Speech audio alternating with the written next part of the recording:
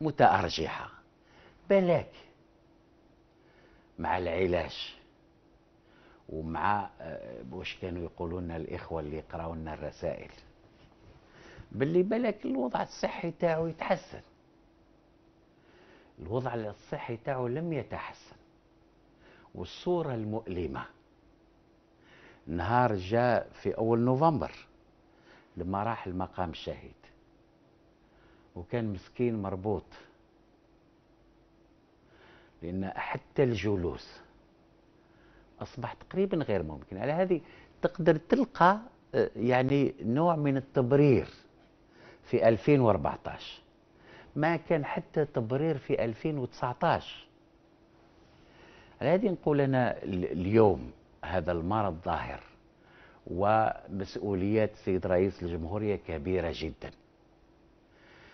على هذه نقول لما نسمحوا، لأن أنا نظن باللي هناك محيط الرئيس اللي خذوه كرهينة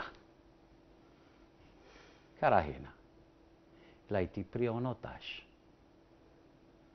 وبعد ذلك يجيو يقراو لنا براوات يقول لنا وقال، وانتشر الفساد وزاد، واصبحت صورة الجزائر تضمحل. هذا طريقة تسيير تاع الشأن العام خلق نوع من الطلاق بين الشعب الجزائري وبين الذين ليس الرئيس، بين الذين يسيرون باسم الرئيس. تعرف، لست أدري هل لدى إحساس تاع الجزائريين والجزائريات، لك عارف كانوا عادوا يحسوا بالإهانة أمام شعوب العالم لما يجيوا إخوة دارسين في الجامعات وعندهم يعني عمر كبير ويجيوا يقولوا للجزائريين هذا هو الرئيس. الأخلاق والسياسة والوطنية تستوجب أن الرئيس المفروض ما يترشحش ويريح، ويخليوا الجزائريين يقدموا مرشح آخر، يلعبوا يقدموا مرشح آخر. ولكن هكذا ضحكتوا علينا العالم. أستاذ بوشاشي، ربي يسمح لكم. أستاذ بوشاشي، ننتقل لنقطة أخرى من الأحداث التي تسارعت اليوم أيضا. هو قبل ما ننتقلوا، إنه كان يوجه الكلام إليه مباشرة باش نذكروا هو قانوني، باش نذكروا هو قانوني إنه القسم يشترط أنه يقرأ القسم كله. يكفيني يقول عبارة أقسم بالله العظيم، مثل في المحاماة، مثل القسم معروف. نقاشي ماشي هذا. إذا نتكلموا على إنجازات الرئيس نتكلموا على إنجازات، لا نتكلموا على موقع الجزائر في العالم. الجزائر مقاربتها في ليبيا كما هضر رجعوا لها، مقاربتها في اليمن رجعوا لها.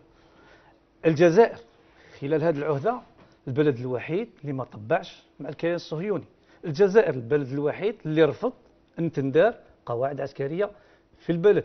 البلد الوحيد البلدان العربية رفض أنه طائرة رئيس الكيان الصهيوني تمر عبر أجواء بلد 1.5 مليون شهيد. المشهد الآن هو أنه كاين شعب عبر على رغبة، عبر على طموحات، عبر على مطالب. الرئيس فهم الرسالة وقدم خارطة طريق لانتقال سلس للسلطة والحكم في الجزائر. تصور واضح من خلال ندوة وطنية شارك فيها الجميع بدون إقصاء، يعبروا على أفكارهم بكل حرية. الندوة تحدد انتخابات مسبقة، الندوة تدعو إلى تعديل الدستور، الندوة تعدل قانون الانتخابات، تعدل قانون الأحزاب، وتحدد تاريخ الانتخابات المسبقة حتى نخرج بالجزائر إلى بر الأمان. لأنه الحراك هذا يفترض أنه يؤطر الجزائريين يعبروا على حضارتهم. رايحين نرجعوا لهذا الموضوع، ولكن نخليك في الرد اللي تقدمت به الأستاذ مصطفى، ونظن من واجب كذلك الأستاذ مصطفى يرد، لأنه أنت استمعت لما قاله الآن. طبعا يعني الإخوة لما يجيوا ويبداوا يحكيوا لنا على الإنجازات، ماناش قلنا ما دارش إنجازات. خويا تبارك الله فيه. قلت باللي الجزائر ضمحلت ولينا لا مضحكه قدام العالم. نعم. وباللي تراجعنا في السياسه الدوليه. احنا المقاربه الليبيه العالم أقر بالمقاربة الجزائرية. محاربة الإرهاب العالم أجمع أقر بالمقاربة الجزائرية. شوف كنا نهضروا بمعطيات، ما نهضروش على أحاسيس ومواقف. لا نهضر بمعطيات، ما نهضرش على أحاسيس. قولي باللي في ليبيا قلت ما قدرناش، لكن العالم ولا المقاربة الجزائرية. خليه يجاوبك نواسة، خليه يجاوبك. عارف باللي في المحافل الدولية زمان كان التأثير تاعنا كبير ومازال. انت يا بالك عندك تقارير انا مازال ما شفناهاش، لكن دور الجزائر اصبح دور سلبي. شوف حواليك في الجامعة العربية المواقف التي كانت صائبة، شوف حواليك في العالم، شوف حواليك في المالي. هل العالم خدا مقاربة الجزائرية والعقيد يقدر يفصل لنا في هذا الأمر؟ في ليبيا، في اليمن، هذو كلهم مواقف صدرت من الدولة الجزائرية. أنت فقط تريد أنك تغطي هذه الشمس بغربال، فيك تشوفوا وحدك. ما نغطيش الشمس بالغربال. لماذا؟ لأن في المنطقة العربية وفي إفريقيا المغرب خطى خطوات حتى بالنسبة لقضية البوليزاريو. نازل وجا دخل الاتحاد الإفريقي وجلس جنبا إلى جنب مع الصحراء الغربية. ما تقاطعنيش لا ما توضحش. نوضح حقي نوضح عليه. أنا لكن أنا في حوار يا أستاذ. لا لازم يتسع صدرك الحوار.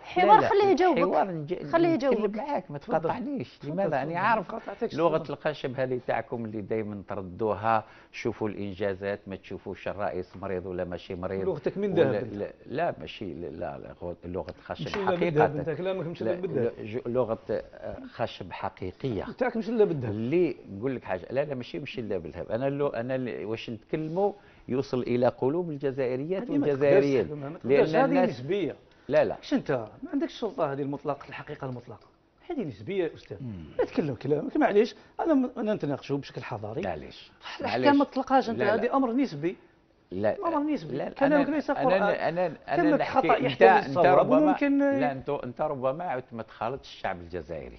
انا في وسط الشعب الجزائري. او تخالط غير الناس اللي في الوضعيه تاعك. انا اكثر منك في الشعب الجزائري. نقول لك انت بين البرلمان والحمله الانتخابيه تاع الرئيس. انا في حي شعبي. لا حيت ما نظنش. والله في حي شعبي. انت في البرلمان، نقول لك حاجه، انت في البرلمان وفي حمله الرئيس. خرجنا من الحوار. انا نتفهم هذه المواقف وهذه لغه الخشب. انا ادعوك لي نروحوا للشارع ونشوفوا شكون يكون في ارياي. ادعوك والله.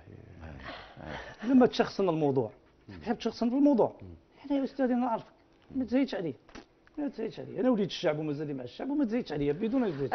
رجاء نواسة، هذا مش نقاش سياسي. كان ممكن انك تدخلي وتقولي له ما تشخصش الموضوع. هذا ماشي نقاش سياسي. ما يشخصش الموضوع. انا يوجه راك قاعد يشخص الموضوع يا سيدتي الكريمه. لا واحد الموضوع ناقشوا السياسيين. ناقشوا السياسيين. اسمح لي، انت تقدم الاستاذ قلت لي انت الا في القضايا الامنيه، قلنا نعطيك القضايا الامنيه. لا فقط. نعم خليه يجاوب لانه ما خليتوش يجاوبك. خليه يجاوبك ونروح ننتقلوا لموضوع واحد اخر باش ما نبقاوش في نفس، باش ما نبقاوش معليش ما تقاطعوش. ما عندوش سلطه التقييم. معليش ما تقاطعوش. خليه يتكلم. خليني فقط خليه يمد لك رايه في الموضوع. من الناحيه الدوليه فقدنا المكانه تاعنا والتأثير تاعنا، وأصبحنا الخطاب الوحيد اللي يحمله وزير الخارجية تاعنا ولا تدخل في الشؤون الداخلية للدول، مع أن المفروض أن المواقف تاعنا تكون أكثر إيجابية ونشتغلوا باش نكونوا قطب في التأثير في العلاقات الدولية والعلاقات الإقليمية، سواء في شمال إفريقيا أو في إفريقيا أو في العالم العربي. أصبحت الإمارات العربية والسعودية هم الذين يقودون القاطرة ومصر، اتفاق مع مصر. وإحنا على هذه أنا نقول هذه وجهة نظر ممكن ماشي صحيحة. ممكن على هذه دخلنا في التحالف اللي يحارب اليمن. ممكن فضلك خليني نكمل المركز الآخر. هذا من ناحية العلاقات الدولية. من ناحية الداخل لازم يكون إنسان تعرف الفساد كيفاش انتشر في البلاد، المحسوبية، الإحساس تاع الشباب تاعنا اللي ما عندهمش مستقبل، الأطباء تاعنا اللي هاجروا البلاد 10,000 طبيب.